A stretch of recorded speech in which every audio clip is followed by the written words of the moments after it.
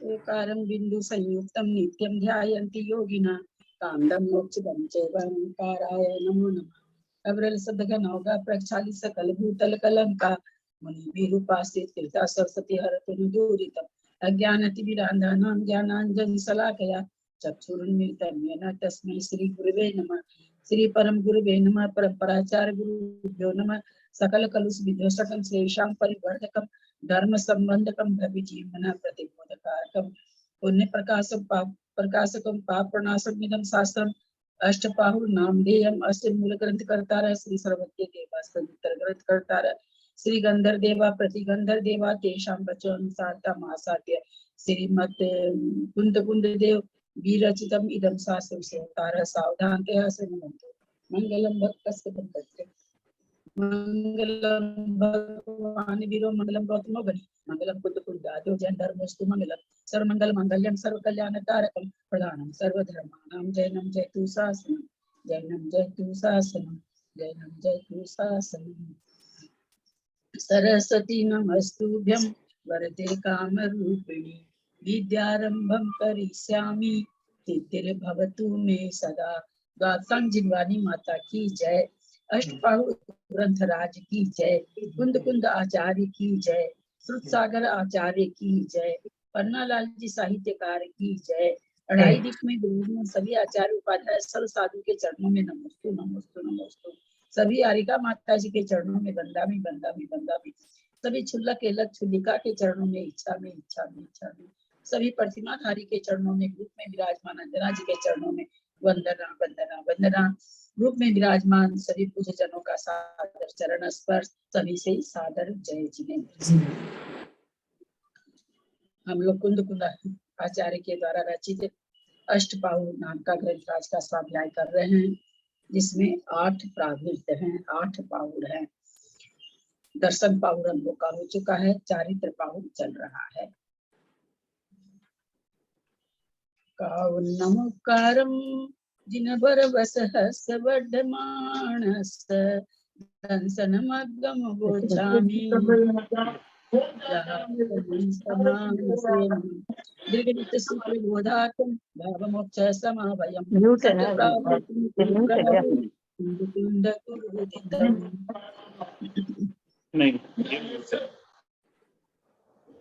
Mute हो जाइए सन्मति जी।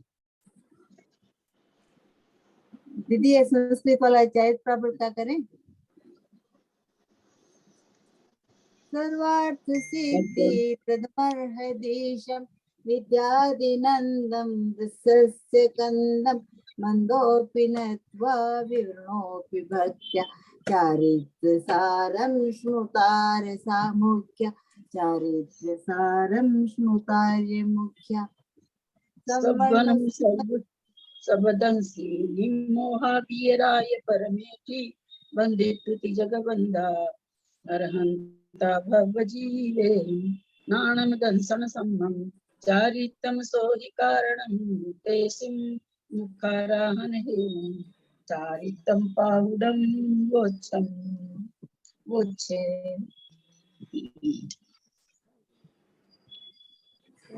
20 number कल शायद रह गया था ना कुछ। 19 नंबर हाँ। इसका संस्कृत वाक्य ना, संस्कृत में करूं, इसका कोशिश करूं। करिए। हाँ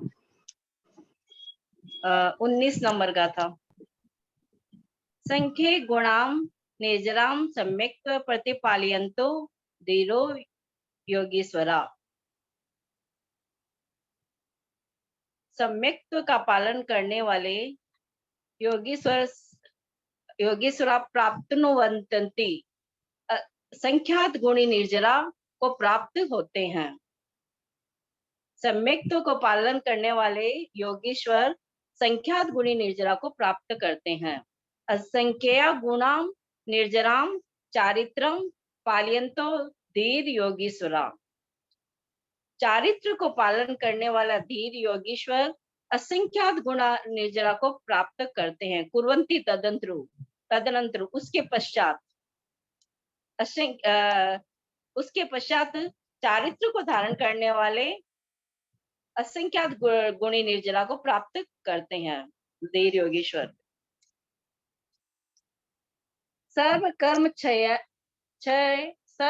क्षय यादंतर मोक्षम प्राप्तो बंतिर्यर्थ, और समस्त कर्मों को क्षय करके मोक्ष को प्राप्त करते हैं। कथम भूता संख्ये गुणा प्राप्नुवन्ति इति अर्थ है ना। हाँ। उसका उच्चारण ठीक नहीं किया आपने। प्राप्नुवन्ति इति अर्थ, जब संधि विच्छेद होगा तो प्राप्नुवन्ति इति अर्थ। पीछे जो आया है चारित्र को धारण करने वाले असंख्य, उसके बाद कुर्वन्ति तद अनंतरम, उसके बाद क्या करते हैं तो सर्व कर्म का क्षय करते हैं।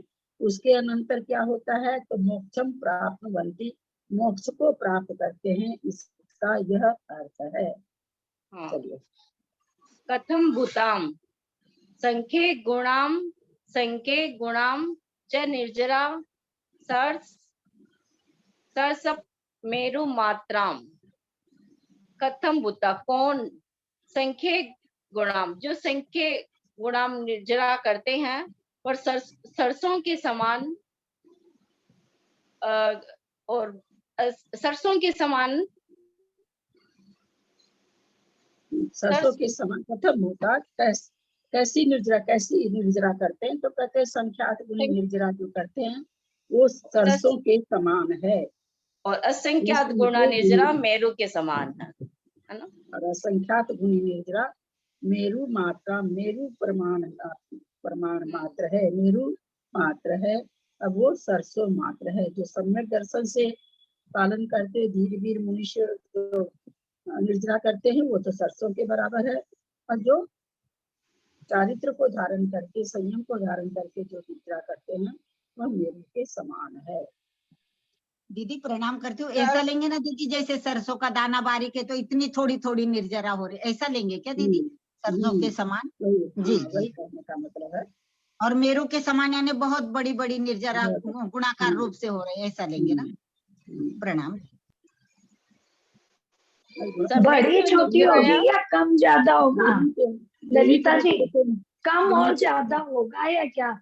सरसों यानी एकदम कम, मेरू यानी बहुत ज्यादा, बड़ी बड़ी। संख्यात गुणी असंख्यात गुणी, गुणात्मक रूप से तो दोनों ही है, लेकिन एक का गुना कितना है? 2 गुना 2 गुना 2 गुना 2 गुना 2। एक का गुना है 100 गुना 100 गुना 100 गुना 100, है ना। गुणित रूप से दोनों ही निर्जरा कर रहे हैं, पर एक की बहुत छोटी गुणात्मक है, एक का बड़ा गुणात्मक है। जैसे बड़ी संख्या को गुना करते हैं, 100 को 100 से गुना करे तो तुरंत ही 10,000 हो जाता है ना, और 2 को 2 से गुना करते हैं तो 4 ही होता है। वही चीज यहाँ कहना चाह रहे, दोनों ही गुणात्मक रूप से निर्जरा दोनों को ही हो रही है। सम्यक्त्व निर्जराया सकाशात चारित्र निर्जरा बहुत रेती भाव। सम्यक्त द्वारा की हुई निर्जरा और चारित्र की निर्जरा उससे बहुत बहुत ज्यादा होती है, उसके बाद बहुत ज्यादा रहती है, निर्जरा अधिक होती है चारित्र के द्वारा। सम्यक्त निर्जरा या सम्यक्त निर्जरा से सकाशात की अपेक्षा, सम्यक्त निर्जरा की अपेक्षा चारित्र निर्जरा बहुत इति भाव, बहुत होती है ऐसा भाव है। नम इति वाक्यालंकार, नम जो इसमें आया है वो गाथा का अलंकार है। गाथा नंबर 30 ले रहे हैं। दुवियम संयम चरणम सायारम कहवे निरायारम, सायारम संगत सायारम सद्गंथे परिकहारह्य खलु निरायारम। दुवियम संयम चरणम सायारम कहवे निरायारम, सायारम सद्गंथे परिकहारह्य खलु निरायारम। दुविधं संयम चरणं सागारं तथा भवेत् निरागारं, सागारस ग्रंथे परिग्रहाद रहिते निरागारम। करोगी क्या सीमा? मैं पढ़ूं? करती हूँ आंटी, मैं कर रही हूँ। दुविहम संयम चरणम सायारम तहवे नियारारम सायारम सगंथे परिगहारहि खलु नियायारम दुविधम संयम चरणम सागारम ततः भवेत निराकारम सागर सग्रंथे परिग्रहाद्रहिते निराकारम। दुविहम संयम चरणम, चारित्र संयम चरणम मतलब चारित्र चरण दुविहम दो प्रकार का होता है। सायारम माने सागार, तहवे निरायारम और दूसरा वहां पर क्या कहेंगे उसको, निरागार। घर से अगार का मतलब घर होता है, तो एक तो सागार हुआ, एक निरागार हुआ। सायारम सगंथे, जो सागार चारित्र चरण संयमाचरण है वो ग्रंथे माने ग्रंथे मतलब परिग्रह सहित है। परिग्रह रहिए खलु निरायारम, परिग्रह से रहित, खलु माने निश्चय से, निरायारम निरागार जो चारित्र है वह परिग्रह से रहित है। एक बार फिर, दुविहम संयम चरणम, संयमाचरण दो प्रकार का है। सायारम तह हवे निरायारम, सागार और निराकार। सायारम सगंथे, सागार जो सागार संयमाचरण है वो सगंथे माने ग्रंथ सहित है अर्थात परिग्रह सहित है। परिगहा रहिए खलु निरायारम, परिगहा मतलब परिग्रह से, रहिए माने रहित, खलु माने निश्चय से, निरायारम माने निरागार। निरागार चरित्र जो है वो परिग्रह से रहित है। माने क्या है भाभी? संगंथे, क्या चीज? संगंथे माने क्या है? हाँ, सगंथे माने क्या है? परिग्रह सहित, ग्रंथ सहित। दीदी हाँ? ये की यही गाथा दीदी रत्नाकरण श्रावकाचार में आई है, बोलू? हाँ बोल लीजिए। सकलम विकलम चरणम तत् सकलम सर्वसंग विरतानाम अनगारानाम विकलम सागारानाम ससंगानाम। प्रणाम दीदी, सादर प्रणाम। चलिए गाथार्थ और विशेषार्थ पढ़िए पहले, उसके बाद। अच्छा, गाथा का उच्चारण नहीं किए ना? गाथा का उच्चारण करें कौन सा क्या? है? करिए। जय मैं जिनेन्द्र। करूँ?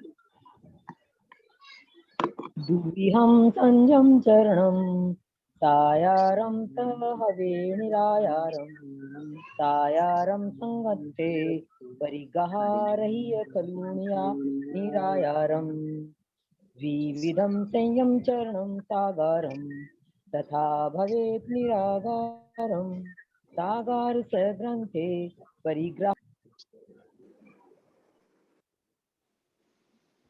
गाथा मैं कर रही हूँ। गाथा मैं करूँ गाथा का चरित्राचार के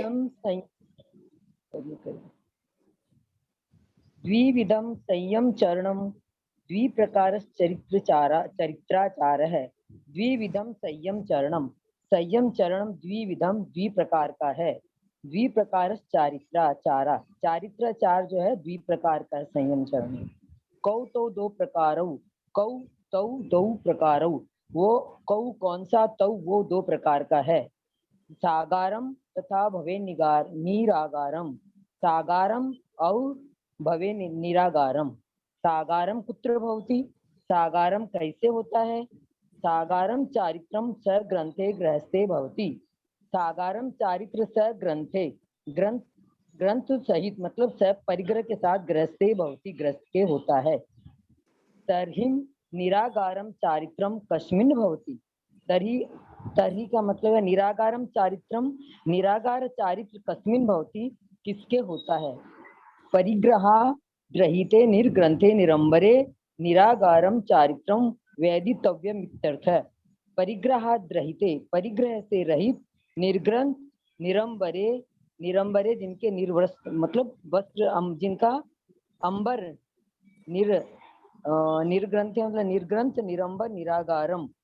निरंबरे का मतलब दीदी ये दिगंबर ही होगा ना? वस्त्र रहित मुनि महाराज के। हाँ, दिगंबर निर्ग्रंथ दिगंबर निरागारम निरागार चारित्र होता है वेदितव्यम इति, ऐसा अर्थ है इसका।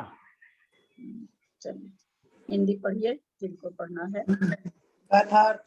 चरित्राचार के दो भेद हैं, सागार और निरागार। सागार चरित्राचार परिग्रह सहित ग्रस्त के होता है। मुन्नी दीदी आप बंद कर लेंगे, मुन्नी दीदी आप बंद कर लेंगे। चरित्राचार के दो भेद हैं, सागार और निरागार।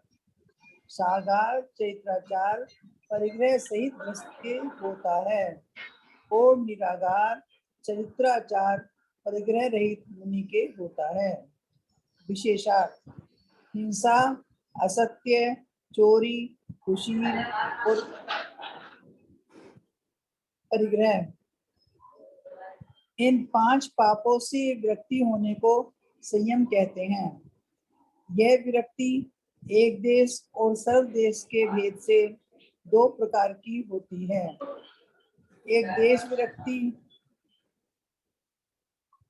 मुन्नी दीदी आप बंद करिए प्लीज। मुन्नी दीदी आप ना बंद करिए, म्यूट हो जाइए।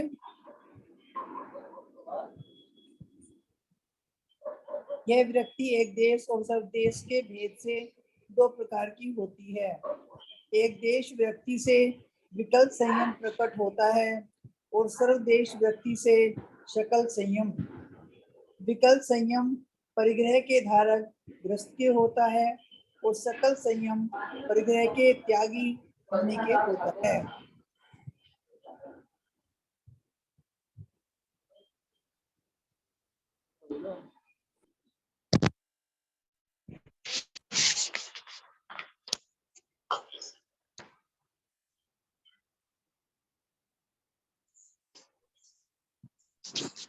दीदी आप म्यूट है। मुन्नी आप म्यूट कर लो। हाँ, बंद कर देते हैं। हालांकि आवाज तो कुछ नहीं है मेरे यहाँ, फिर भी कर देते हैं।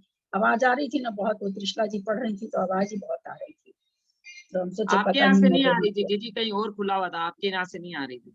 अति मुन्नी सागार दीदी का खुला था, मुन्नी चारित्राचार्य दीदी का खुला था। निरूपयंती श्री कुंद कुंदाचार्य। श्री कुंद कुंदाचार्य के द्वारा अब सागार चारित्राचार्य का निरूपण हो रहा है। कंचन वैसामायियो कोसह कोटि। तो कहाँ जा रहा है? तो अनीता जी का खुला है। करते रह जाते हैं। दंसन वैसामायिं कोसह सचितराय भक्तेय बंभारंभ परिगह अनुमन उत्तिष्ठ देश विरदोय। दंसन वैसामायि कोसह सचितराय भक्तेय बंभारंभ परिगह अनुमन उत्तिष्ठ देश विरदोय। दर्शनं वरतं सामायिकं प्रोषदं सचितं रात्रिभुक्तिश्च ब्रह्मचर्य आरंभ परिग्रह अनुमति उदिष्ट देश विरतश्च। मैं बोलूं? मैं बोलूं? बोलो। दर्शन वै सामायिये पोस सचित राय बत्ते भक्मारं परिग्रह अनुमम उदित देश विरदोय। दर्शनम व्रतम सामायिकम प्रोषदम सचितम रात्रि भुक्तिश्च ब्रह्मचर्यारं परिग्रह अनुमति उद्दिष्ट देश विरतश्च। गाथा का अर्थ कोई करना चाहते हैं तो कर सकते हैं, क्योंकि बहुत इजी है। मैं करूं? दीदी मैं करूं? मैं करिए करती दीदी। हूँ। कौन, मैं या विजया दीदी? कौन कर? करिए करिए मंजू दीदी आप करिए मंजू दीदी तो बहुत होशियार है। हाँ मैं कर रही हूँ, आप तो बहुत होशियार हो। नहीं मैं तो नहीं हूँ, आप कर लीजिए। होशियार तो मैं बिल्कुल नहीं हूँ। नहीं मतलब आप दर्शन व सामायिक कोश है। दर्शन, व्रत, सामायिक, प्रोषद और सचित त्याग, रात्रि भुक्ति त्याग, राय भत्ते, रात्रि भुक्ति त्याग, बंबारंभ, ब्रह्मचर्य, परिग्रह त्याग, परिग्रह त्याग और अनुमति त्याग, उद्दिष्ट त्याग, ये देश विरत के मतलब विरत हैं। आपने आरंभ त्याग बोलना भूल गए। आरंभ त्याग नहीं बोला। आरंभ त्याग नहीं बोला मैंने। बम्ब के बाद आरंभ है ना। बोला बोला दीदी, सुना मैंने। मंजू दीदी बोला उन्होंने आरंभ भी हो गया, आरंभ भी हो नहीं गया। बोला था, भूल गए थे। दोबारा चलिए हिंदी पढ़ें या संस्कृत पढ़ें की बात है कुछ। संस्कृत में तो संस्कृत में तो है। पहले हिंदी में पढ़ो। हाँ पढ़ो। गद्यार्थ।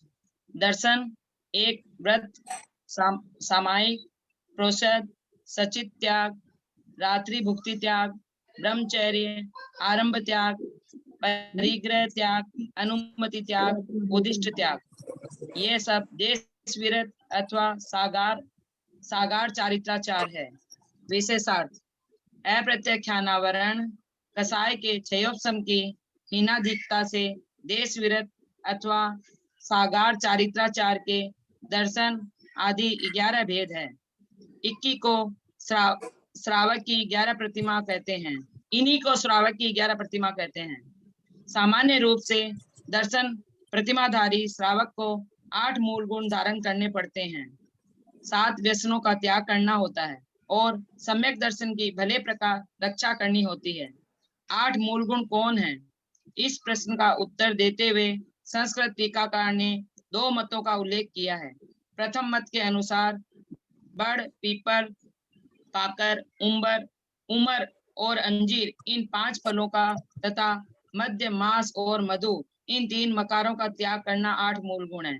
और द्वितीय मत के अनुसार मद्यपान का त्याग, मांस त्याग, मधु त्याग, रात्रि भोजन त्याग, पंचफली त्याग, पंच परमेष्टि की नूति, देव दर्शन, जीव दया और पानी छानना, ये 8 मूल बतलाए हैं।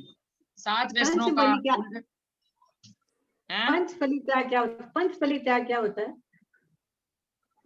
ये तो तुम ही लोग बताओगी, राजस्थान वाले लोग। कैसे? वो पांच फलों का त्याग, 5 फलों का त्याग है ना, बड़, पीपल, कटहल, पाकर। 5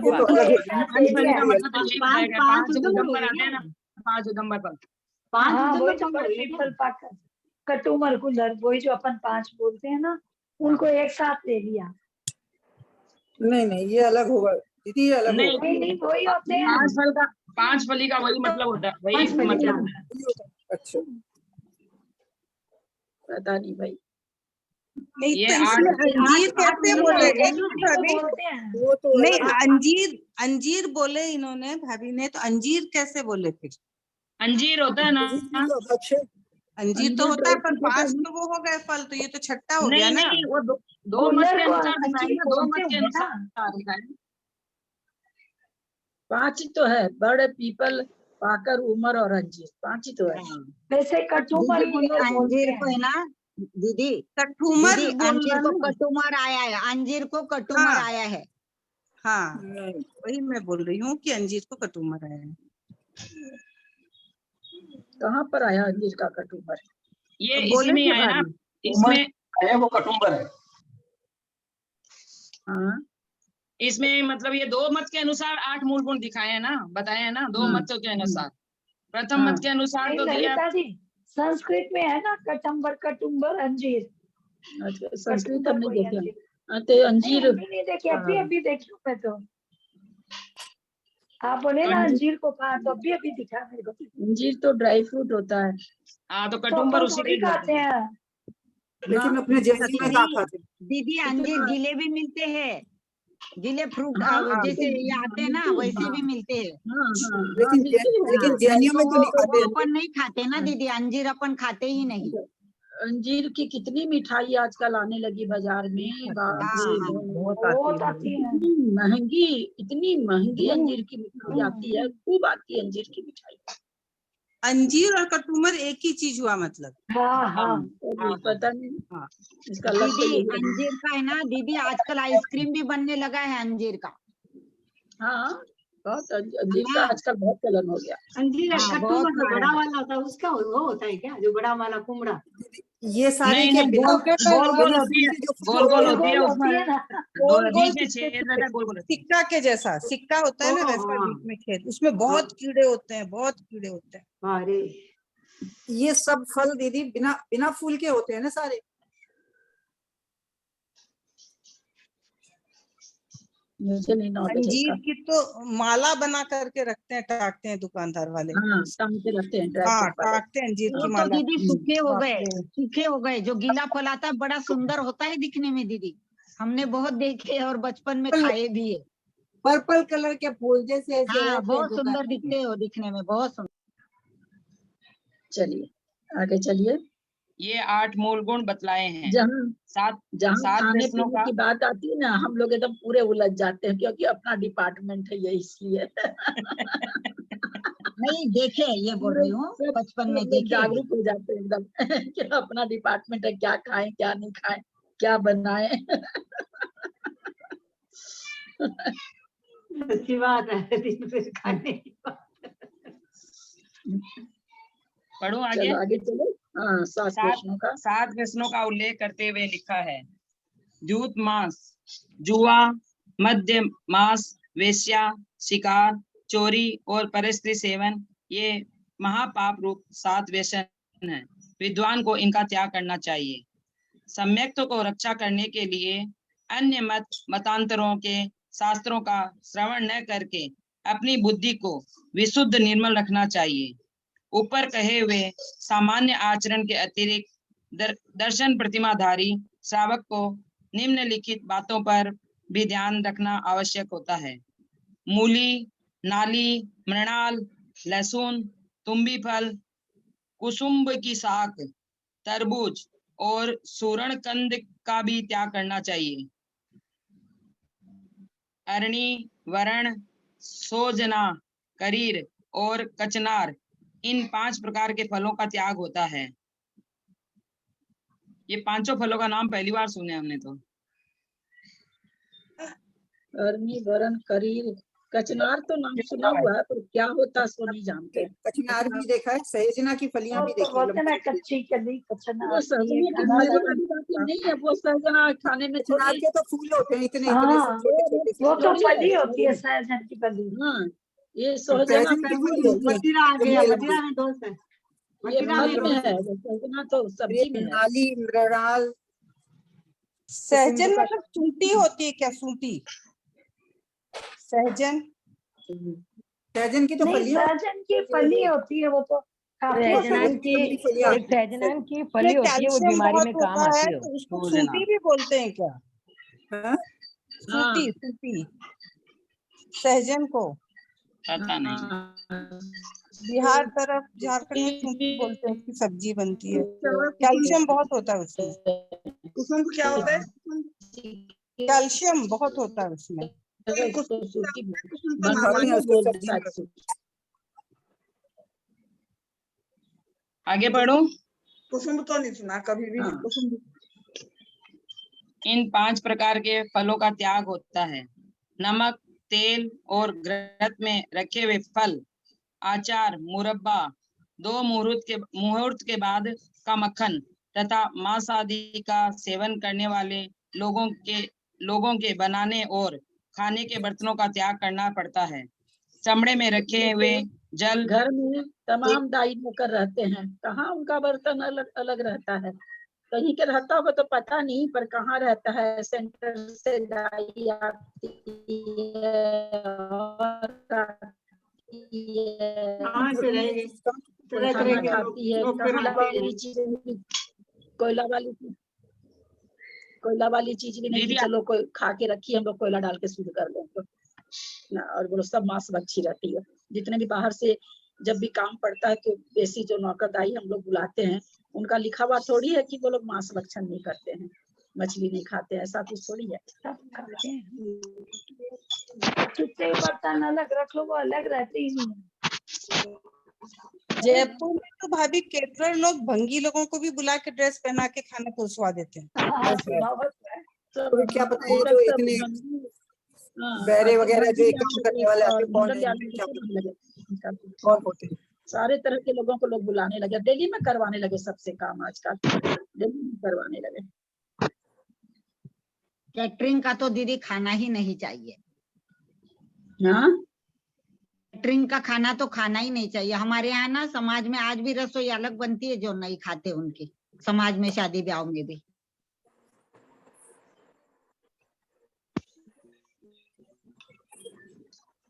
तो वो बात आ रही कि उसके बर्तनों की जो बात आ रही उस पर बात चल रही है अभी। तो चलिए आगे चलिए। चमड़े में रखे हुए जल, तेल और हींग का त्याग होता है। भोजन करते समय हड्डी, मदिरा, चमड़ा, मांस, खून, पीप, मल, मूत्र और मृत प्राणी के देखने से, त्यागी हुई वस्तु के सेवन से, चांडालानी के देखने और उनके शब्द सुनने से भोजन का त्याग करना चाहिए। भुने भकुड़े फूलन से युक्त और चलित स्वाद वाले अन्न का त्याग करना चाहिए। 16 प्रहर के बाद के तक्र और दही का त्याग करना चाहिए। ये तक्र क्या होता है दीदी? छाछ।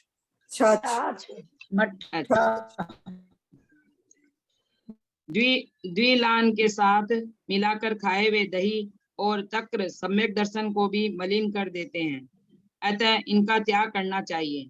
पान, औषध और पानी का भी रात्रि में त्याग करना चाहिए। ये सभी दर्शन प्रतिमा का आचार है। दूसरी प्रतिमा का नाम व्रत प्रतिमा है। इसमें निम्नलिखित 12 व्रतों का पालन करना होता है। 5 अणुव्रत, अहिंसाणुव्रत अर्थात स्थूल हिंसा का त्याग करना, सत्यानुव्रत अर्थात स्थूल सत्य वचन बोलना, अचौर्यानुव्रत अर्थात स्थूल चोरी का त्याग करना, ब्रह्मचर्यानुव्रत अर्थात अपनी एक स्त्री में संतोष रखना अथवा अपनी अनेक स्त्रियों में संतोष रखते हुए पर स्त्री का त्याग करना, अथवा गृह विरत श्रावक की अपेक्षा सब प्रकार की स्त्रियों का त्याग करना, परिग्रह परिमाणानुव्रत अर्थात आवश्यकता अनुसार परिग्रह की सीमा निश्चित करना, 3 गुण व्रत, दिग्व्रत अर्थात दिशाओं और विदिशाओं में आने जाने की सीमा निर्धारित करना, अनर्थ दंड परिहार अर्थात अध्यान, दुष्रुति, हिंसा दान, पापोदेश और प्रमाद चर्या, इन 5 निरर्थक कार्यों से विरत रहना, और भोगोपभोग परिमाण अर्थात भोग तथा उपभोग की संख्या निश्चित करना, और 4 शिक्षा व्रत सामायिक अर्थात निश्चित समय पर पंच पापों का त्याग करके समता भाव धारण करना, प्रोषदो उपवास अर्थात अष्टमी चतुर्दशी के दिन उपवास करना, अतिथि समविभाग अर्थात अतिथियों के लिए 4 प्रकार का दान देना, और सलेखना मरण अर्थात अंतिम समय सलेखना धारण करना तथा निरंतर उसकी भावना रखना। तीसरी सामायिक और किसी को पढ़ने दो, बहुत बड़ा, कितना देर से पढ़ रही, थक गई होगी। इस सब में जल का कहीं लिखा नहीं रहता है। हाँ बोल रही हूँ नियम व्रत ये जो है, यहाँ कोए का जल, ये सब तो कुछ लिखा नहीं रहता है किताबों में।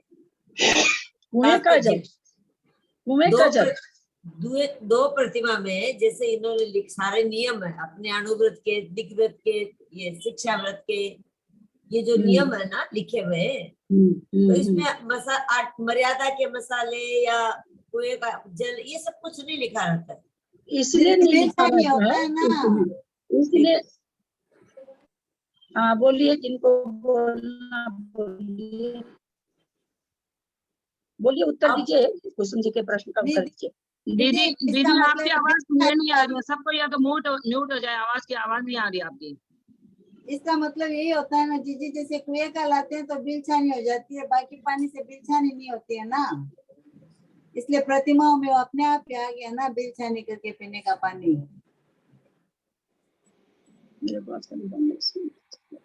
दीदी ललिता दीदी मैं प्रणाम करती हूँ। यहाँ पर कैसा लिखा है इन्होंने, ब्रह्मचर्यानुव्रत अर्थात अपनी एक स्त्री में संतोष रखना अथवा अपने अनेक स्त्रियों में संतोष रखते हुए परस्त्री का त्याग करना। हाँ, तो ऐसा नहीं लिखते तो जो पहले के राजा महाराजा हुए उनके तो कई स्त्रियां होती थी ना, फिर तो गलत फहम जाता ना, इसीलिए उसमें विशेषार्थ में ये चीज आ गई है। गाथा में तो ऐसा कुछ नहीं है, इसीलिए राजा महाराजाओं के लिए। और ललिता जी आप बताइए, मैं ये बोल रही हूँ, आप जो बोल रहे हो ना, ये मसाला उसाला का क्या लिखा रहेगा? ये इतनी छोटी भूमिका की चीज है और लोगों के घर में पहले रहते थे, शुद्ध ही रहते थे। आज के जैसे थोड़ी पैकेट का बाजार से आता था या ऐसा रहता था, तो इसलिए उन चीजों का तो व्याख्यान आएगा ही नहीं ना। वो तो मर्यादा है ना, जिससे 7 दिन थे, जैसे व्यवहार में सारी चीजें मिलती है, ग्रंथों में नहीं मिलती।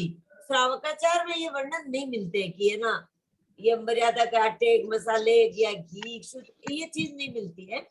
ये वर्णन जो मिलता है ना, तो ये सब मिलता नहीं है। तो कुएं का पानी, हाथ का आटा, यही तो था सब। हाथ के मसाले कूट के मसाले खाते थे, हाथ का आटा था और कुएं का पानी था, सब कुएं से तो लाते पानी, इसलिए नहीं लिखा होगा। कोई भी श्रावकाचार में नहीं मिलता है, कोई भी श्रावकाचार में वर्णन नहीं आता है। पहले इकट्ठा करने का था ही नहीं, पहले सब चीज ताजा ताजा करना, ताजा ताजा हाँ अनाज वगैरह इतना संग्रह करते थे पहले, तो कोठार होते थे अलग, अनाज रखते थे, लेकिन मसाले तो हाथ से कूटते थे ना। सभी तो अनाज करते थे, पीस के नहीं करते थे कि पीस के 12 महीना का पीस के करते थे, आटा उसी हिसाब से पीसते थे थोड़ा थोड़ा। ललिता जी ये द्विदल का हम क्या पूछ रहे, मैं बोल रही हूँ आदम में शास्त्रों में कहीं नहीं मिलता है। श्रावकाचार कितने ही पढ़ लो अपन, तो ये चीजें नहीं मिलती है। तो ये कहाँ से चली या कैसे क्या हुआ, जो आप ललिता जी बोल रहे कि आगे शुद्ध होता था इसलिए जरूरत नहीं पड़ी, तो वो बात ठीक है। ये जो बहुत सारी चीजें है ना बाद में ऐड होती गई हैं, जैसे जैसे जैसे करते थे। सबसे पहले क्या था, कोई बोल देता था हाँ, उसी में शर्म से गड़ जाता था आदमी। फिर माँ बोलता था तो लगता था कि मुँह नहीं दिखाने लायक रहे। फिर धिक बोले तो लोगों को सर, अब तो सामने के सामने काट दो, मार दो, कुछ हाँ माँ धिक कहाँ गया कुछ पता नहीं। तो वैसे समय के अनुसार ये सारी विकृतियां आ गई, पहले तो थी ही नहीं ना, इसलिए ये कुंदाचार्य वगैरह के ग्रंथों में तो ये सब मिल ही नहीं सकता है। ये थोड़ा बहुत जो भी लिखा हुआ है ये टीकाकार लिख दिए, गाथा में तो ऐसा कुछ भी नहीं आया, कुछ फर्क पड़ जाता है।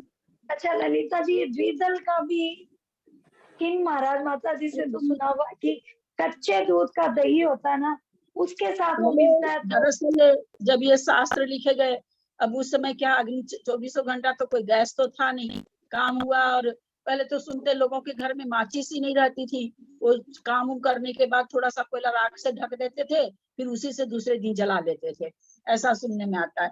तो पहले क्या नाम है, सो ये दूध आता था, दूध के गाय या भैंस या बकरी जो भी ऊँटनी का गरम गरम रहता था उसी समय जमा देते थे लोग, तो वो कच्चे दूध का होता था। तो इसमें दो तरह का चला कि भाई कच्चे दूध जो द्विदल की उत्पत्ति होती है, कच्चे दूध से जो दही जमाते हैं उससे होती है, जो उबाल के अपने उबाल लेते हैं, फिर और उबाल लेते हैं अपने हाथ, दूध पता नहीं कितनी बार उबलता है, फिर अपन उसको मतलब जामन देते हैं। तो ये तो 2 तरह की मान्यता है। तो मुझे पता नहीं क्यों मुझे ये वाली मान्यता मतलब बहुत साइंटिफिक लगती है कि कच्चे दूध की जो दही जमाए उसमें जीव की उत्पत्ति मतलब द्विदल ज्यादा होना चाहिए। मेरा अपना मन ये कहते हैं, मैं ये नहीं कहती हूँ कि आप तो वैसे ही अबक्ष है अपने नहीं भाभी, इतना जो उबले हुए दूध की दही जमा के ही उसे देख के ना माइक्रोस्कोप से देखता है, उसमें बहुत कीड़ा हो जाता है। वो तो दही में तो, अरे दही तो बैक्टीरिया के बिना जमेगा ही नहीं ना। आप तब तो आप खाली दही भी खा रहे हो, त्रिशला जी तो खा रहे हो, वो तो बैक्टीरिया से जमता है ना, वो अलग चीज हो गया। वो बैक्टीरिया होना, वो अभक्ष नहीं है बैक्टीरिया, वो तो वो उसकी जाति ही वही है ना, वो बैक्टीरिया है। अगर जिस चांदी के रुपए से जमाया जाए या उसके नारियल की खोपड़ी से जमाया जावे तो ऐसे में कीड़ा वो नहीं होता, लेकिन उसमें अगर तुम अरे नहीं नहीं नहीं नहीं नहीं दृष्टा बैक्टीरिया जी, के बिना कहाँ तो दही जमता ही नहीं है। बैक्टीरिया के बिना दही जमेगा ही नहीं ना। नहीं, आप ये गलत सोच रखी। बाकी वो दही खराब होने पर, जैसे मान लीजिए हमने दूध आज जमाया, 3 दिन का पहले का दही से जमा दिया, वो तो त्रस्त जीवों की उत्पत्ति हो जाती है, वो वो त्रस्त जीव। ये बैक्टीरिया तो आप किसी चीज से भी जमाइए और जमने के बाद तुरंत देखिए आप, उससे तो आपको दिखाई देंगे। बैक्टीरिया अलग चीज है। बैक्टीरिया महाराज लोग खा रहे हैं दही, ऐसा नहीं है, वो चीज दूसरी है। वो आप पुराना जामन से अथवा दही से जमाते हैं तो दही से दही वो उसमें त्रस्त जीवों की उत्पत्ति होने का ये हो जाता है। ये एक अलग व्याख्यान हुआ। एक द्विदल की बात हो रही कि भाई बड़ा दही बड़ा वगैरह खाना, वही मतलब कच्चे दूध का जो दही है उसमें तो एकदम बिल्कुल ये बात फिट ही बैठ जाती है। लेकिन अब कौन कच्चा दूध का जमाता है? कहाँ कच्चा दूध का दूध आते ही तो अपन लोग गर्म करते हैं, क्योंकि गुहा के भी लाओ तो आते आते तो लगता है आधी घंटा हो जाती है चीजों को, तो आते ही तो गर्म करते हैं। पहले वाली ये चीजें नहीं रही ना, पहले तो अग्नि नहीं थी और नहीं थी, आता था तो लोग दही हाथों हाथ जमा देते थे। अब रह गई की बात कि भाई सब तरह के, दोनों तरह के मत अपने लोग को मिलते हैं। महाराज लोग भी 2 तरह के बात बताते हैं। कोई महाराज लोग तो सभी तरह का, अधिकतर तो द्विदल का त्याग कर ही रखे महाराज लोग, करता है करके किस मतलब मैं नहीं जानती कौन नहीं कर रखे, पर करे हुए ही मिलते हैं, सभी कर रखे हैं प्राय करके। लेकिन मुझे पता नहीं क्यों उबले हुए दूध में और उसमें अंतर महसूस होता है। अब कहाँ क्या सही है क्या नहीं सही है, सो तो भाई कोई अवधि ज्ञानी रहे तब बताए। ललिता जी, हम तो जामन भी रोज दही से ही लगाते हैं, किससे लगाएं? हम तो नहीं बदलते। मंजू जी, बादाम मैं को थोड़ा पहले बोलूं, भिगा देते हैं, मैं इसके अच्छा ऊपर नहीं बोलूं। जमता है बादाम को दूध में डाल दो और हरी मिर्ची अरे भी वो डाल दो। जमता नहीं है, अच्छा नहीं जमता। वो जेंट्स के खाने में सुनिए द्विदल के ऊपर में, द्विदल के ऊपर में वो थोड़ा सा मैं बोलूं, थोड़ा द्विदल के ऊपर। हाँ, एक मिनट। जेंट्स के खाने लायक वो दही नहीं जमता है, कितने उपाय से आप नहीं होता उसमें। जब तक उसमें आप वो नारियल का खोपरा भी डालो, चाहे बादाम से भी जमाओ, उसमें थोड़ा दही लगा रहता तभी बढ़िया जेंट्स के खाने लायक। जेंट्स तो छूटे भी नहीं वैसा दही को। अब हम लोग का धर्म के पीछे है तो हम लोग खा लेते हैं, अलग बात है। जेंट्स लोग नहीं खाते वैसा दही, छूते ही नहीं वैसा दही। थोड़ा ढीला रहता है तो लोग तो खाते ही नहीं दही। मैं थोड़ा बोलूं द्विदल के ऊपर। आई थिंक हमारी जो चर्चा है थोड़ी सी अलग हो गई, द्विदल से हट करके दही के ऊपर चली गई है। द्विदल का मतलब ये होता है कि दाल जिसके अंदर 2 दल वाली जो दाल होती है उसको अगर दही के साथ मिला के खाया जाए और उसमें जब लार मिल जाती है, मुंह की लार मिल जाती है, तो तुरंत उसमें बिना किसी क्षण को वेट किए हुए उसमें तरस जीव उत्पन्न हो जाते हैं। यही है द्विदल का, सभी कोई जानते हैं, यही है। तो इसलिए हाँ, तो उसको द्विदल का त्याग बोलते हैं। दही के साथ दाल नहीं खाना, अदरवाइज दाल अलग खा सकते हो, दही अलग खा सकते हो, उसको द्विदल बोलते हैं। दही की जो आप परिभाषा कर रहे हो उसको द्विदल से कोई मतलब नहीं। नहीं, दही तो अलग बात आ गई, वो तो सभी जान रहे हैं। द्विदल तो यहाँ पर भरी पड़ी है, ये लोग सब जान रहे हैं, किसको नहीं मालूम है। लेकिन वो द्विदल की बात ही चल रही यहाँ पर, जैसे दही बड़ा की बात आई ना, वही तो दही और बड़ा मिला, वही तो सब तब दही बड़ा है। कढ़ी है, अगर बेसन डाल के बनाते हो तो कढ़ी है, लोग आटा डाल के बना लेते हैं। रायता में तो कुछ नहीं है, रायता में तो बूंदी डालोगे तब ना। रायता तो बहुत तरह का बनता है, रायता की कोई बात नहीं है। तो उसमें तो वही बात हो रही है कि भाई वो जो द्विदल की उत्पत्ति हो रही है, तो पहले कच्चे दूध से जमाया जाता था दही, अब उबले हुए दूध का रहता है, तो दोनों में फर्क है। अब रह गई कि बात ये कहाँ तक क्या सही है क्या नहीं, कोई अवधि ज्ञानी रहे तो बताए। अब तो जो शास्त्र को पढ़ के हम लोग जान रहे हैं, वैसे ही शास्त्र मुनि महाराज भी पढ़ के जान रहे हैं, कोई और अलग से तो शास्त्र है नहीं। तो इसलिए अपना अपना ये है कि भाई जिसका जैसा है वैसा ठीक है। और अभी क्या चीज हम बोलने जा रहे थे, भूल गए। अभी वो संयम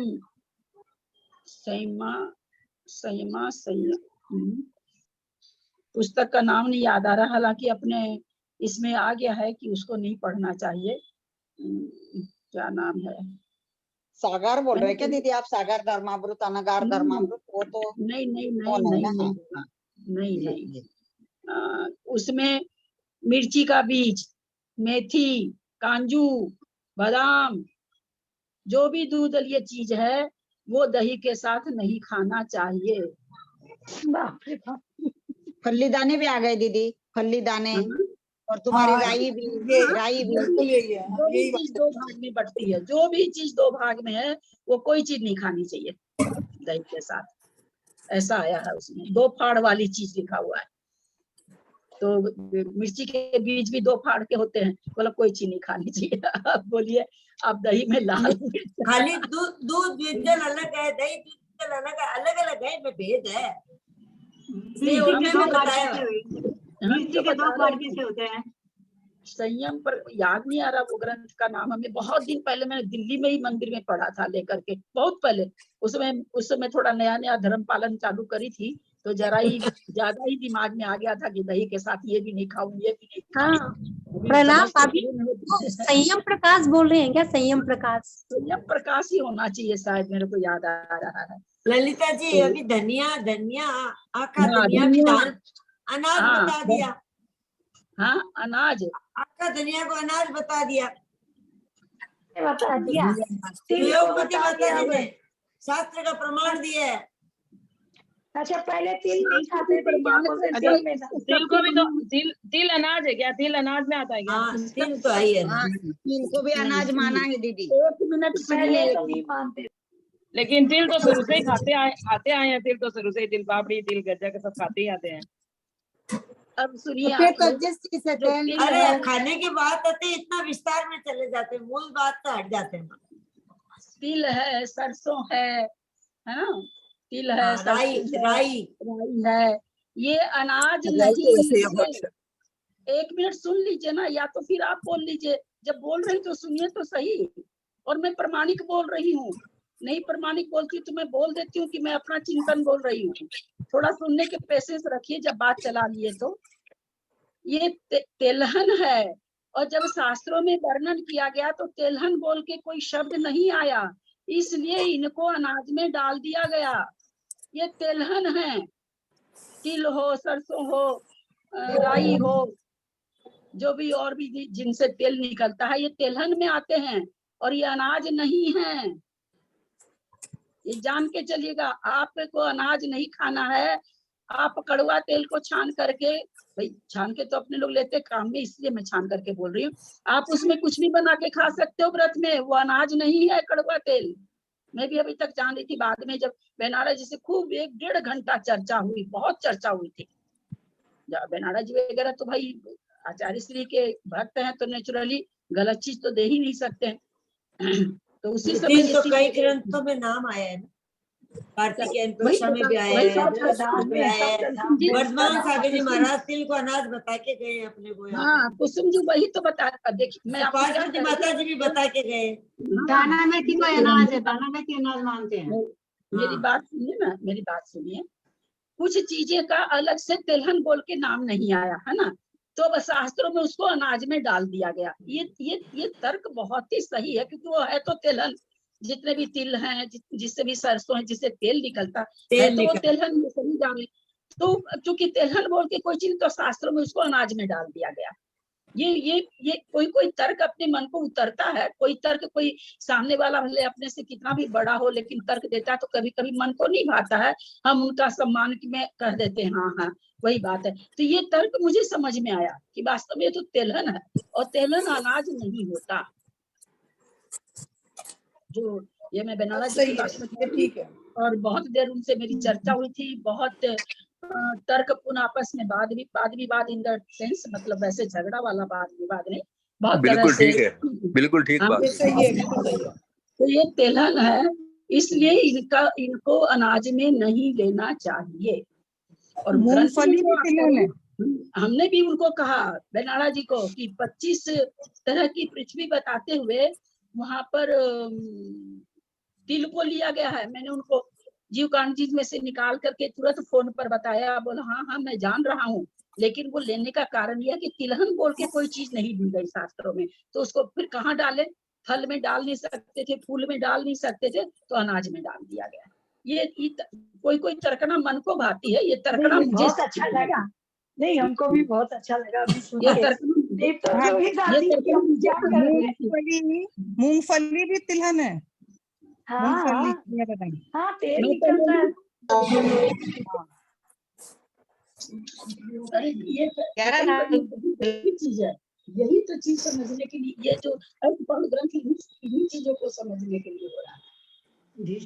तो राई का आटा मिलता है ना, राई का आटा जो होता है, रागी कितना चलता है? रागी बहुत चलता है।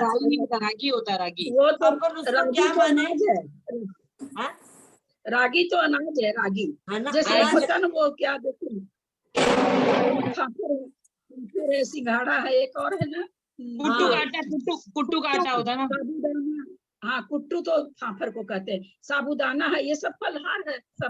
सांबा चावल साबूदाना तो अपन खाते ही नहीं है, एकदम खराब साबूदाना तो कोई खाते ही नहीं है। साबूदाना का तो कुछ भ्रम सा फैला हुआ है, भक्ष और भक्ष 10 तरह की बातें आते, अब छोड़ दिया तो छोड़ दिया। हाँ आंटी रागी का मुझे राई का आटा, रागी के आटे कोई कहते हैं, इसलिए मैं बोला फिर वो क्या माने, पर अनाज रागी अलग होती है, रागी अलग होती है।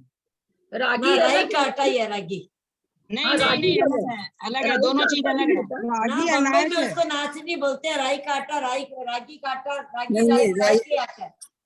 रागी तो सभी खाते हैं, बहुत आता है रागी का आटा, साउथ में बहुत आता है रागी का आटा। अरे बॉम्बे में बहुत चलता है नाचनी, बॉम्बे में आता है नाचनी का, केल वर्ग बोलते हैं ना तमिल में। आजकल फैशन हो गई ना, फैशन में रागी का आटा खाया जा रहा है, नहीं वो सब बताते हैं डॉक्टर लोग, क्यों मना करते हैं ना, तो वही तो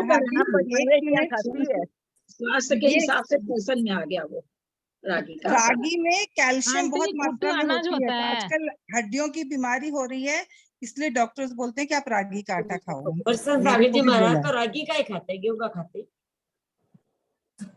अभी इस टॉपिक के बाद ना एक टॉपिक छोड़ते, एक क्वेश्चन मुझे पूछना था, मैं आपसे पूछना चाह रही हूँ, अगर ये हो जाए ना स्पाउट, तो मुझे एक क्वेश्चन थोड़ा पूछना था, मैं थोड़ा संशय में हूँ।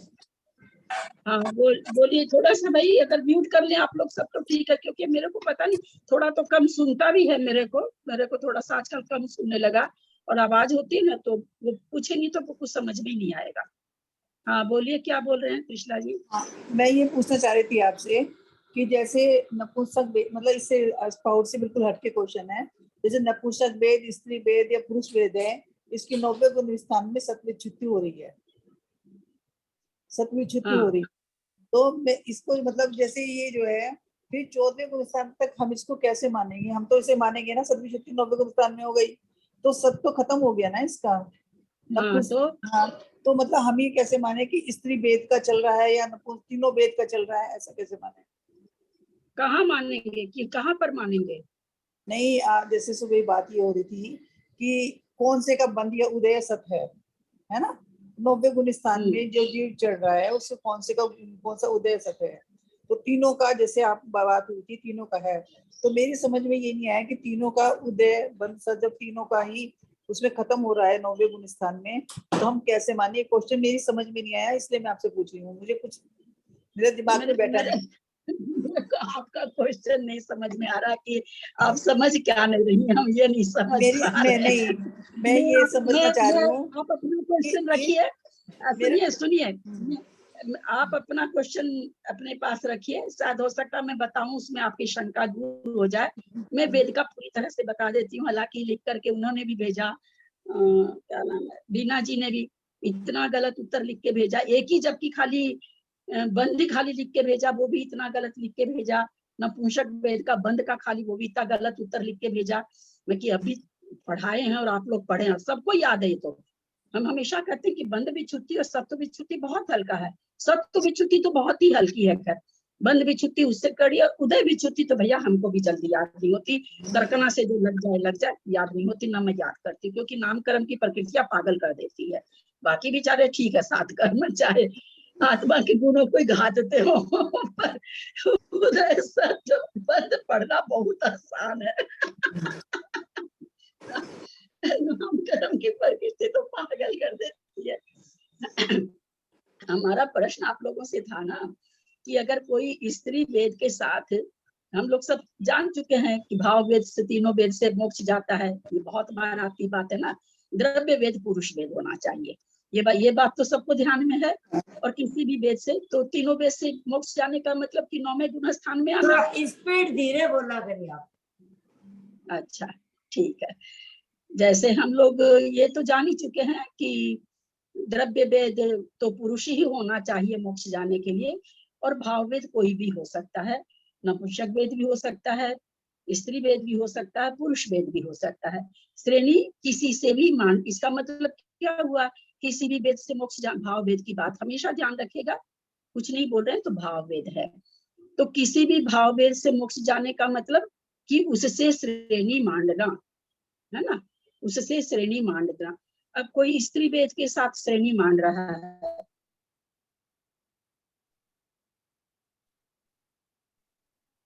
तो पर क्या होगा? नेट गया, आपका आवाज नहीं आ तो रही, किसी आवाज नहीं आ रही है। नेट गया अभी थोड़ी देर, आपका आवाज नहीं आया कुछ भी।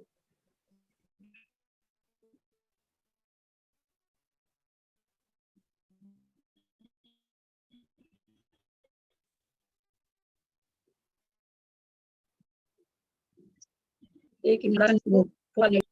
तो मेरा प्रश्न आप लोगों से था कि मान लीजिए कोई स्त्री वेद से चढ़ रहा है तो क्या विवक्षा होगी, कौन से कर्म का उदय, कौन से वेद। यहाँ कर्म में सुबह आप लोग कोई कौन बोलने लगा था, आयु कर्म घटाने लगा था। मैंने और किसी कर्म की तो बात ही नहीं कर रही हूँ, केवल 3 वेद की बात कर रहे हैं। तो अगर स्त्री वेद से कोई चढ़ रहा है तो वहाँ क्या विवक्षा बनेगी, 9वें गुण स्थान में किसका तो उदय होगा, किसका बंध होगा और किसका सत्व होगा, है ना। तो किसी नाम बताना कोई जरूरी नहीं है। स्त्री वेद से चढ़ रहा है तो क्या लोगों ने क्या कहा, किसका बंध होगा, स्त्री वेद से कोई चढ़ रहा तो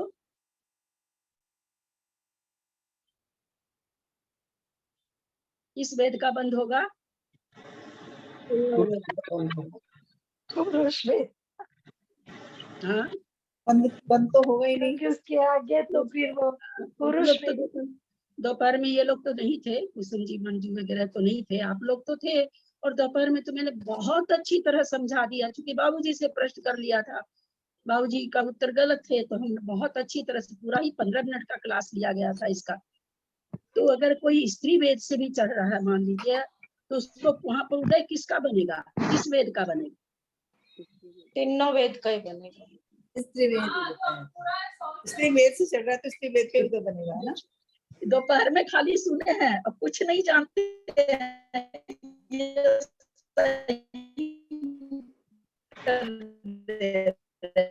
आपकी आवाज नहीं आ रही है। अभी का नेट गया। क्या होता है, आवाज नहीं आ रही है क्या? एक तो गला भी वैसा ही, अब नेट चला जाता हो, नेट मतलब थोड़ा कम हो जाता होगा, तो हो जाने दीजिए, एक चीज कर रहे हैं। फिर से आप लोग समझिए। एक मुझे भी एक प्रश्न करना था भाभी जी। सभी के म्यूट हो जाएंगे तो आवाज समझे रहेंगे तो कभी म्यूट हो जाएंगे तो नहीं आवाज आ जाएगी।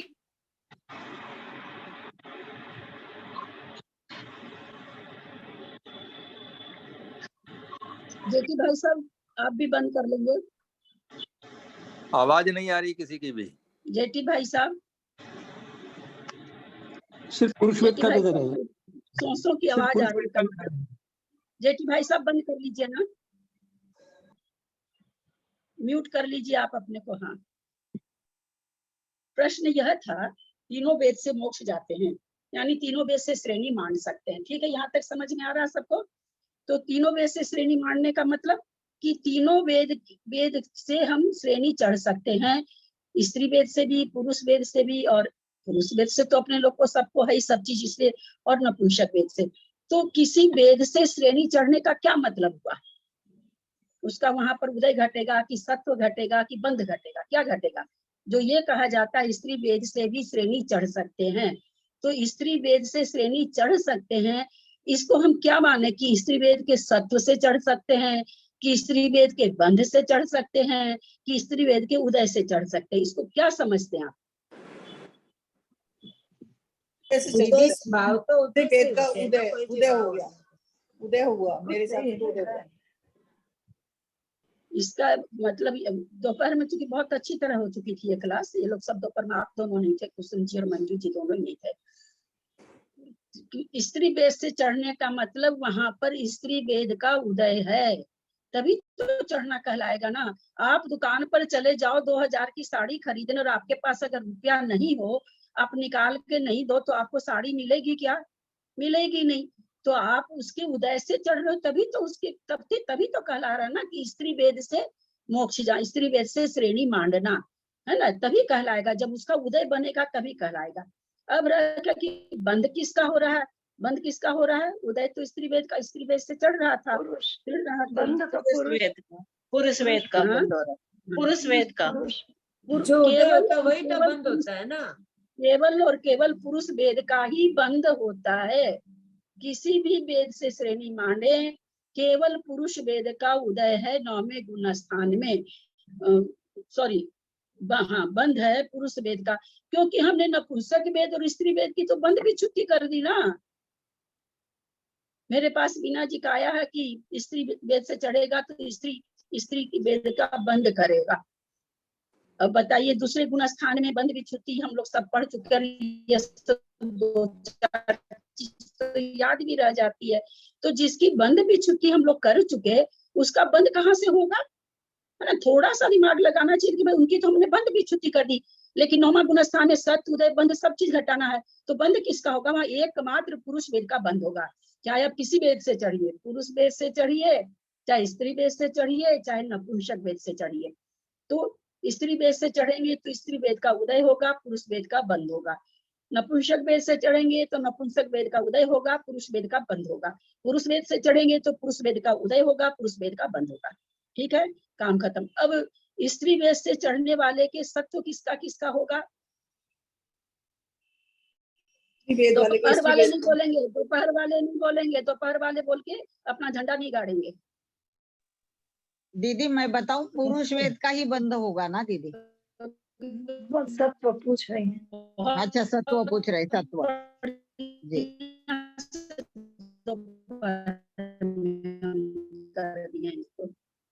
रहेगा, थोड़ा दिमाग लगाइए। इतना अभी कितनी चीजें आप लोग पढ़ रहे हैं ना, सत्य उदय सब चीज आप लोग पढ़ रहे हैं, तो खाली किताब देख के बोलने से, मैंने उस दिन यही कहा था ना क्लास में कि आप लोग किताब देख के बोल देते हो, अथवा किताब देख के लिख लेते हो, फिर किताब से बोल देते हो, कॉपी से बोल देते हो। कुछ भी नहीं होना है। सबसे हल्का वेद का कथन सबसे हल्का। एक मिनट, वेद का कथन सबसे हल्का। और देखिए एक आंसर सही नहीं आया, जबकि आप लोग पढ़े हैं, अब भी पढ़े हैं आप। सत्ता विच्युति नहीं होगी जब तक सत्ता में रहेगा। आप 2 घंटा लगाएंगे, देख के लिखेंगे, फिर क्लास में देख देख के बोलेंगे, अथवा किताब कोई भी फायदा। एक बार की बात बताऊं, इसका बहुत बढ़िया उदाहरण देती हूँ। आचार्य श्री वर्धमान, छोटा मोटा उदाहरण नहीं दे रही हूँ, ध्यान से देखिए, सुनिएगा मेरी बात। आचार्य श्री जी के यहाँ गए, दर्शन सबका करते ही हैं, सब एक मुनि महाराज के कमरे में घुसे, तो स्लेट पर किताब में से देख के लिख रहे थे। मैंने उनको, मैं वैसे नहीं जानती मुनि महाराज को, देखने में बहुत सीधे सोबर, मैं नाम मेरे को याद भी नहीं रहता। मेरे मुंह से निकल पड़ा कि महाराज जी आप क्या कर रहे हैं? तो लिख रहा हूँ। मैं देख के, मैं क्यों लिख रहे हैं? देख के याद करने के लिए। मैं कि महाराज जी अभी तो आपकी एज है, 2 वर्ष का बच्चा भी अगर देख के रोज लिखना चालू करे, वो बूढ़ा हो जाएगा, उसको एक शब्द भी याद नहीं होगा। मैंने उनको, मुनि महाराज को ये बात कही। ये बात आप लोगों को चिढ़ लग गई सुबह इस बात से। मैंने, और मुनि महाराज का उत्तर सुनिए, कितना अंतर है आप में और मुनि महाराज में। आप बताइए ना कैसे याद होगा? आप बताओ ना कैसे याद होगा? फिर मैंने उनको कहा कि महाराज जी, लिखने के बजाय आप इसको पढ़ना चालू करिए, कि आप एक 1/4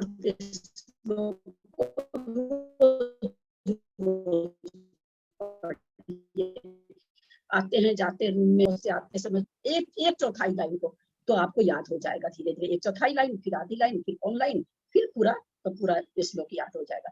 कितने वो खुश हुए वहां पर। कई लोग खड़े थे, तो लोगों को लगा कि मैं पढ़ा, मतलब मास्टर नहीं हूँ, मतलब शिक्षिका हूँ। बोला आप कहाँ कॉलेज में पढ़ाती हैं, कहाँ पढ़ाती है? ऐसे समझने भैया हम तो अपने घर में है, हाउस वाइफ है, कोई कुछ नहीं है। और महाराज जी कितने खुश हुए कि हम आपको बता नहीं सकते, कितना और कितना खुश हुए। तो वही चीज मैंने आप लोग को कही, तो आप लोग को सबको तकलीफ हो गई। मैं भांप लिया आप लोग की तकलीफ कि मैंने जो ये कहा कि आप लोग देख देख के लिखते हो, फिर बोलते हो, पहले तो 1 घंटा लिखने में लगाते हो, कोई भी क्षय, हाँ शुभ में समय बीता, ये पक्की बात है, ये नो डाउट, क्योंकि एकदम उसी में लगन लगी रही, शुभ में समय पूरा बीता, ये पक्की बात, इसमें कहीं कोई संदेह नहीं, रफ्ती मार्ग। लेकिन जिस कार्य के लिए आप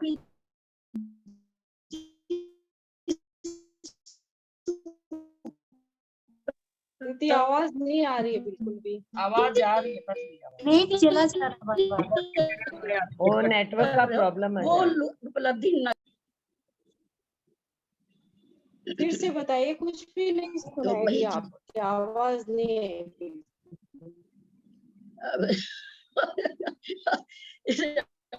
बाकी लोग म्यूट कर देंगे, बाकी सब म्यूट हो जाएंगे। ललिता जी सुनिए, उदय पुरुष वेद का है और बंध पुरुष वेद का है, उदय स्त्री वेद का है। तो स्त्री जैसे भाव हो रहे हैं श्रेणी चढ़ने वाले, है ना। तो सत्ता में तो सारी प्रकृतियां पड़ी है ना। सत्ता में तो स्त्री वेद, पुरुष वेद, नपुंसक वेद सब है भी। हाँ सुनिए, 1 मिनट सुनिए, आप जो ऐसे घटा रहे स्त्री कैसे भाव हो रहे हैं, यहाँ वो भाव जो स्त्री के भाव हम लोग साधारण से घटाते हैं, वो थोड़ी बात है। नहीं, भाव वेदी स्त्री है जो आप, वो स्त्री वाले भाव नहीं है, मतलब हाँ। सत्ता तो हम लोग उसमें क्या पढ़े, हाँ पुरुष वेद का उदय होगा, किसी भी वेद की आप सत्ता में नहीं, सत्ता बताने जा रही हूँ, आप गलत बोल रहे हो। आपने 36 प्रकृति की बंध विच्छुत्ति की ना वहां पर, 9वें गुण स्थान में, सॉरी 1 मिनट, सत्व विच्छुत्ति की ना, 36 प्रकृति याद है कि नहीं? अभी आप लोगों ने सबसे इजी सत्व विच्छुत्ति, सबसे इजी सत्व विच्छुत्ति, 9वें गुण स्थान में तो वही ना, किताब देख के बोल लिया, कर लिया, कभी नहीं उपलब्धि होगी। हम आज आपको लिख के दे देते पत्थर की लकीर, भले आप 6 घंटा लगाइए, भले 6 महीना इस तरह से देख के बोलते रहिए, मैं बोलूं तू बोलूं, ऐसे कर कुछ भी नहीं उपलब्धि हो। कोई एक आधी प्रकृति जम गई दिमाग में तो जम गई, नहीं तो नहीं जमने वाली। वही तो है ना, नरक द्विक एकादश 36 प्रकृति की सत्व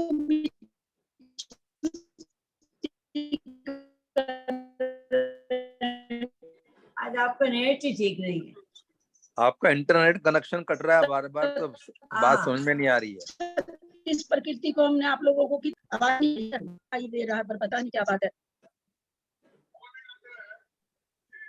दीदी आज को समझ में नहीं आ रहा है क्या बोल रहे हैं। नहीं आ रहा होगा, नहीं आपका नेट में कुछ इश्यू है दीदी, तो कल समझाइएगा तो बेटर रहेगा।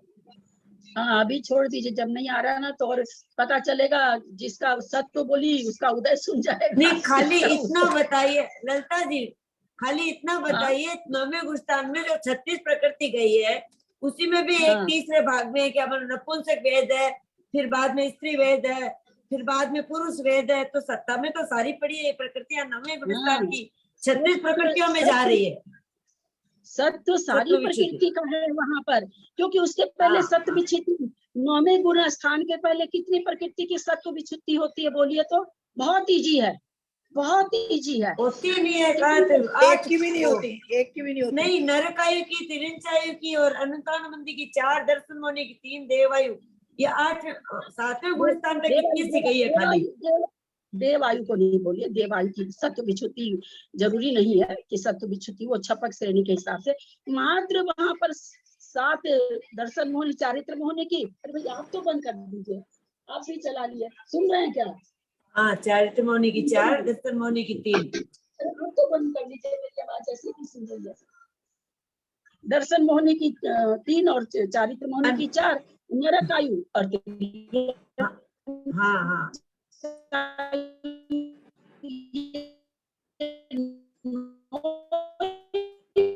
ललिता जी कल बताइएगा, बहुत आवाज कर रही है, समझ ही नहीं आ रहा है कुछ, कोई एक शब्द आता है। जिनवारी स्तुति करिए, पता नहीं ये प्रश्न जरूर दीदी। वाणी माँ जिनी वाणी माँ जगदम्बे माहे शारद, जीवन की संध्या ढल रही, मुझको मेरा उतार दे। वाणी माँ जिन वाणी माँ, मैं हूँ माँ छोटा सा बालक जो कि भव से डर रहा, दूर रह कर के माँ तुझ भ्रमण ही कर रहा, आंचल में अपने ले ले माँ जिन देव साए दुलार दे, वाणी माँ जिन वाणी माँ जगदम्बे माए शारदे, चरणों में जो तेरे आया उसने नव संगीत गाया, सात तत्वों के रंगों से रत्न त्रय का नीर पाया, अरिहंत के चरणों में ले चल सिद्ध जैसा तार दे, वाणी माँ जिन वाणी माँ जगदम्बे माहे शारद, जीवन की संध्या ढल रही मुझको मेरा उतार दे, जवाणी के ज्ञान ते सुझे लोकालोक, सोवाणी मस्तक चढ़ो सदा दे दो, ये जिनवाणी भारती तो जपु दिन जो तेरा शरणागरे सो पावे सुचे, देव जो रिंत को गुरु से और निगंत दया धर्म पालो सदा, मोक्ष का प्रजल दार्शांग जिनवाणी माता की जय जय जय। मोबाइल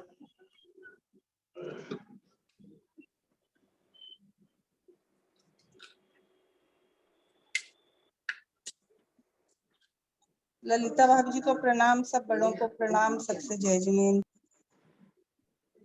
अंजना जी को वंदना, बड़ों को सभी को जय जिनेन्द्र, अंजना जी को वंदना, को सादर जय जिनेन्द्र, ललिता जी को सभी को सादर जय प्रणाम, सभी बड़ों को जय, सभी जनों को प्रणाम, सभी को जय जय जिनेन्द्र, भाभी को प्रणाम, बाकी सभी को जय जिनेन्द्र। वंदना अंजना भाभी, प्रणाम सभी ललिता हम जी, सब सभी बड़ों को प्रणाम, भाइयों को वंदना, सभी बड़ों को सादर प्रणाम, सभी से जय जिनेन्द्र। आपकी बहुत अच्छी लगी आपकी जिनवानी स्तुति, जिनवानी स्तुति आपकी बहुत अच्छी लगी, आप उसे डाल दीजिएगा, बहुत अच्छी थी, बहुत अच्छी थी आपकी जिनवानी स्तुति। ठीक है, अंजना जी को वंदना, बड़ों को सादर चरण स्पर्श, सभी से सादर जय जिनेन्द्र।